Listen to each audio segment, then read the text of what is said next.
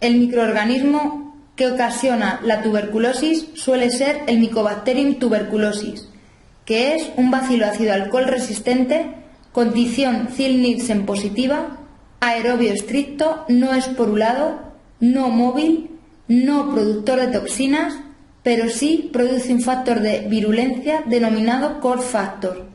Asimismo, podremos recordar el Mycobacterium bovis como causante de tuberculosis intestinal, debido a que deriva generalmente de una infección por ingesta de alimentos contaminados.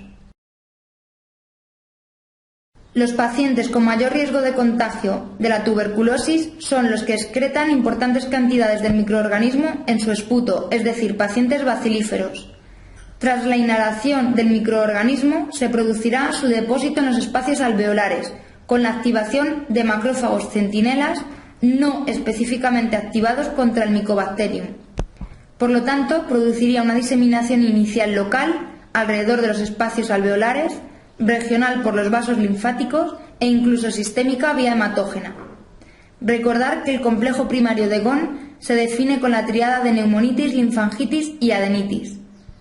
Tras un periodo de tiempo aproximado de unas 4 semanas, ya se produciría una activación inmune específica contra el microorganismo, con linfocitos T específicamente activados.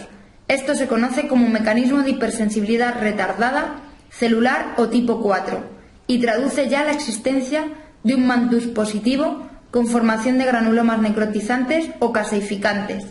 Estos contendrán al Mycobacterium tuberculosis, linfocitos T, macrófagos con células derivadas macrofágicas y un centro de necrosis caseosa. Debéis recordar que el 95% de los pacientes infectados quedan como una infección latente, es decir, como portadores asintomáticos, con posibilidad de reactivación tardía ante situaciones de inmunodepresión, como por ejemplo ancianos que toman crónicamente corticoides o pacientes VIH. En un 5% de los pacientes con primoinfección se verá clínica de enfermedad primaria, es decir, una neumonía que típicamente afecta al lóbulo medio o inferior. El perfil de pacientes con primoinfección sintomática son los niños VIH e inmunodeprimidos de forma crónica.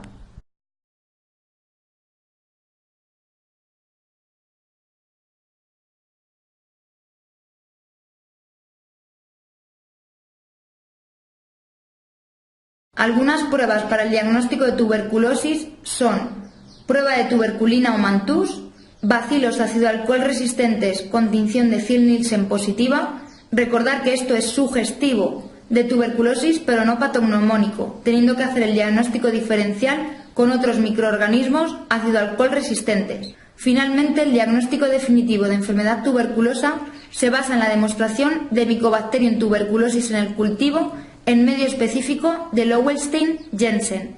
Sin embargo, debéis recordar que tiene un crecimiento bastante lento en unas 2 o 3 semanas y deberemos esperar unas 6 u 8 semanas para demostrar que no existe crecimiento. La prueba del Mantux se basa en la inyección intradérmica de la PPD, con lectura de la induración, ojo que no del eritema, a las 48 o 72 horas. Puede ser negativo o positivo. Su positividad se define como mayor de 5 milímetros de induración o mayor de 14 milímetros de la induración en pacientes vacunados con la BCG. Debéis recordar que el resultado positivo traduce la existencia de infección tuberculosa. Recordemos que infección tuberculosa es sinónimo de portador latente, a diferencia de enfermedad tuberculosa que ya manifestará clínica sintomática. La enfermedad tuberculosa, como hemos visto, suele darse en el 10% de los pacientes, diferenciándose un 5% a la primoinfección y otro 5% como reactivación tardía. Asimismo, el resultado negativo debéis recordar que nunca descartará enfermedad tuberculosa. Como cualquier otra prueba diagnóstica, el Mantux tiene unas limitaciones. dando falsos negativos, como por ejemplo en pacientes con inmunodepresión grave, en edades extremas de la vida, es decir, neonatos o pacientes mayores de 55 años, en pacientes con alergia cutánea, disminución proteica, periodo ventana a la primoinfección, es decir, durante las primeras 2 o 4 semanas, o ante tuberculosis miliar, que también se asocia a una importante inmunodepresión. Debéis recordar el efecto Booster o de potenciación, que se basa en una disminución a la reactividad de la tuberculina, generalmente en pacientes ancianos. Por lo tanto, deberemos de realizar 2 mantús.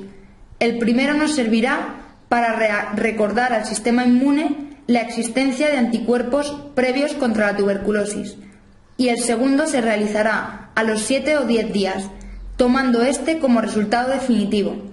Asimismo, la prueba de mantús también tiene falsos positivos, fundamentalmente en pacientes vacunados o en pacientes que hayan estado en contacto con otro tipo de micobacterias. Asimismo, los errores técnicos podrán darnos tanto falsos positivos como falsos negativos.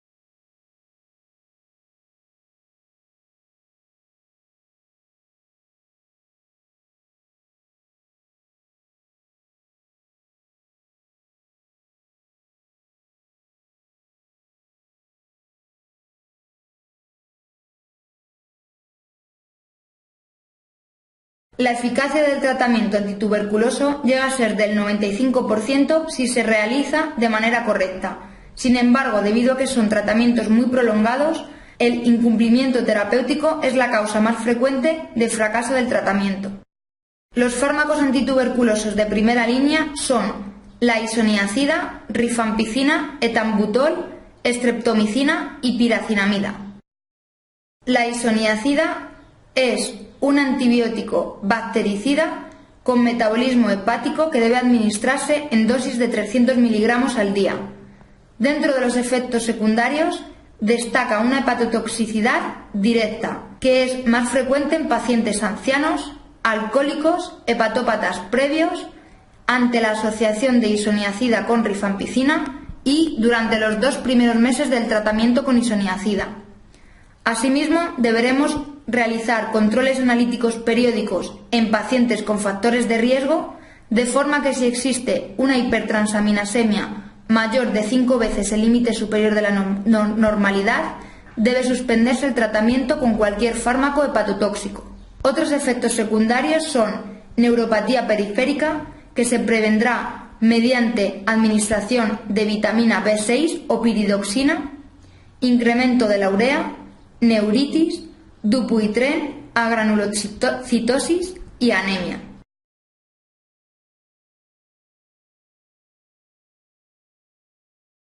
La rifampicina también es un antibiótico bactericida que debe administrarse en dosis de 600 miligramos al día.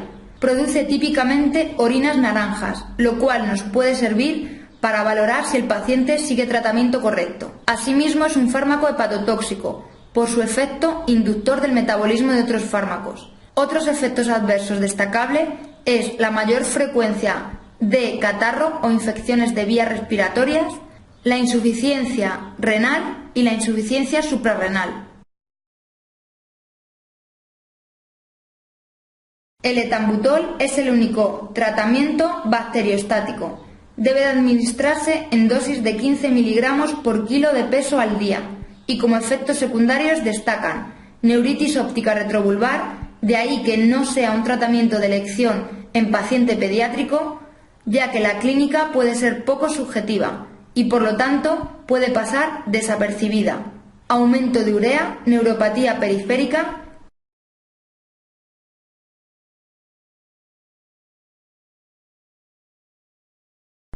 La streptomicina pertenece al grupo de aminoglicósidos y por lo tanto está totalmente contraindicado en la mujer embarazada. Asimismo, produce una enfermedad renal reversible con hipoacusia irreversible. La piracinamida también es un antibiótico bactericida, cuyos efectos secundarios destacan la hepatotoxicidad, incremento de la urea y síndrome pseudofebril.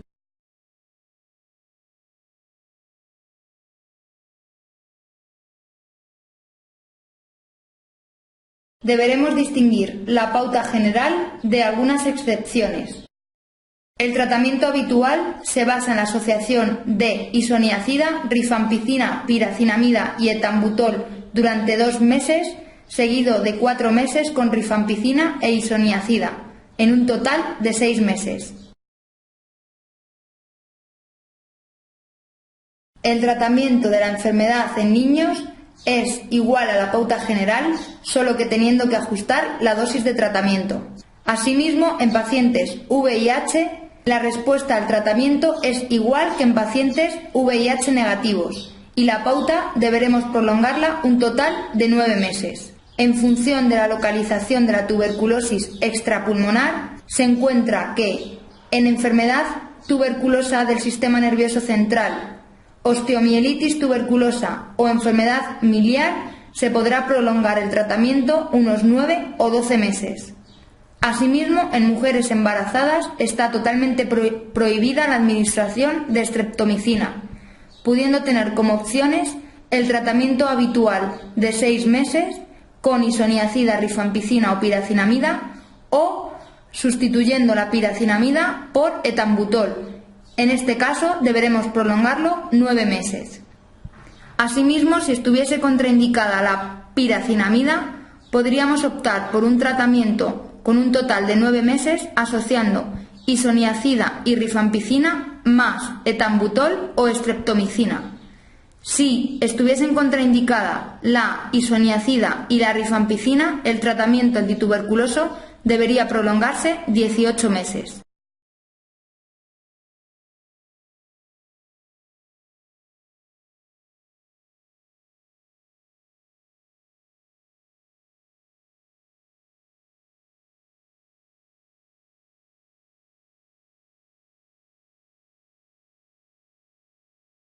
Para realizar profilaxis en la tuberculosis, nos fijaremos en cómo está el Mantux.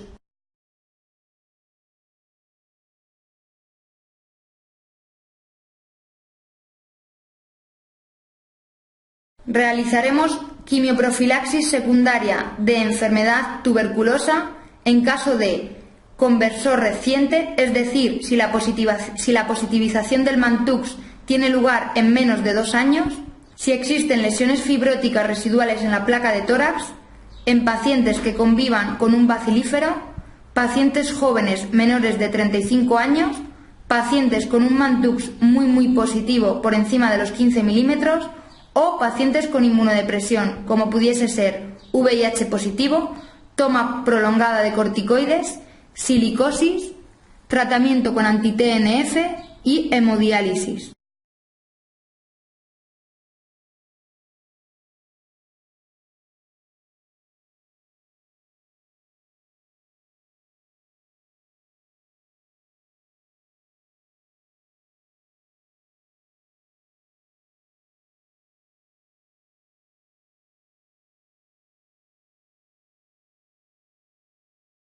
Antes de realizar quimioprofilaxis en un paciente, deberemos preguntarnos si ya ha sido sometido a tratamiento o quimioprofilaxis antituberculosa previa. ya que, si fuese así, estaría contraindicada una segunda quimioprofilaxis.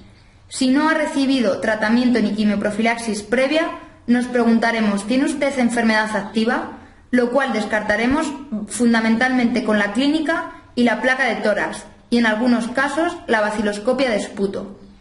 Si tiene enfermedad activa, realizaremos tratamiento de la enfermedad, y si no, procederíamos a la profilaxis.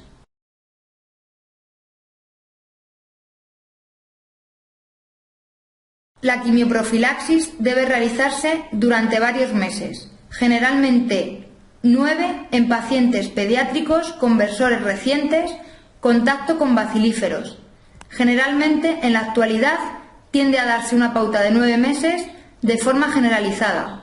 Las pautas de mayor duración de hasta 12 meses quedarían reservadas para pacientes VIH positivos, pacientes con inmunodepresión severa, si existen lesiones fibróticas en la placa de tórax o pacientes silicóticos.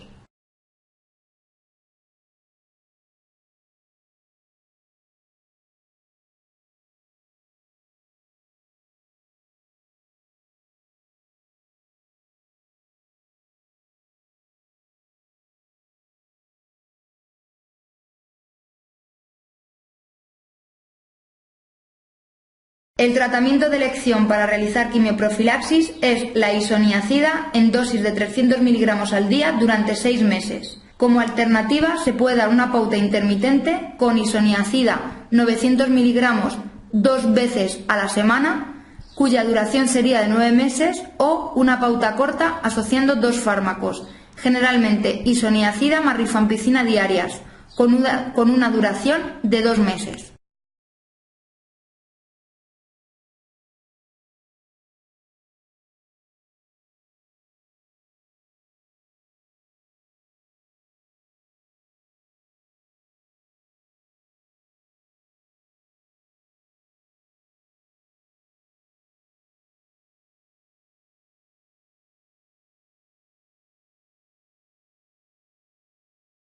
En pacientes con Mantoux negativo realizaremos profilaxis primaria de infección tuberculosa si el paciente es un VIH positivo, o en pacientes jóvenes menores de 35 años que conviven con un bacilífero. Daremos isoniazida 2 o 3 meses, repitiendo el Mantoux en este periodo de tiempo, de manera que si persiste negativo pararíamos la profilaxis, pero si se positiviza deberemos realizar el screening de enfermedad activa, mediante la exploración física y la clínica y placa de tórax. Si existe enfermedad activa, daríamos tratamiento antituberculoso completo, con la cuádruple terapia, pero si se descarta enfermedad activa, deberemos completar la quimioprofilaxis, que en este caso ya sería secundaria.